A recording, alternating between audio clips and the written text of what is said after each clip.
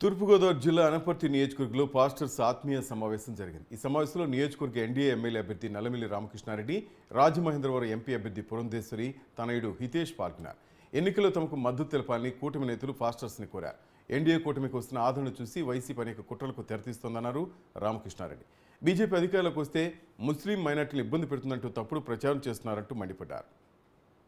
పెట్టుకుని ఇవాళ ఎన్డీఏకి వస్తున్న ఆదరణని దృష్టిలో ఉంచుకొని వైసీపీ అనే కూటమి రేపు మే 13న జరిగే ఎన్నికల్లో అనపర్తి నియోజకవర్గం నుంచి ఎన్డీఏ కూటమి నుంచి భారతీయ జనతా పార్టీ అభ్యర్థిగా నేను అసెంబ్లీ స్థానానికి పోటీ చేయడం జరుగుతాను.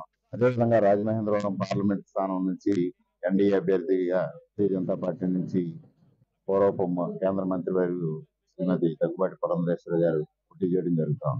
దీన్ని దృష్టిలో పెట్టుకుని ఇవాళ ఎన్డీఏకి వస్తున్న ఆదరణని దృష్టిలో ఉంచుకొని వైసీపీ అనే కుట్రలకి తెరదీయడం జరుగుతా ఉంది. భారతీయ జనతా పార్టీ మద్దతు పార్టీ, భారతీయ జనతా పార్టీ అధికారంలోకి వస్తే క్రైస్తవుల్ని, ముస్లింలని, మైనారిటీలను అనేక ఇబ్బందులు పెడతారని ఒక తప్పుడు ప్రచారం నిర్వహిస్తా ఉంది.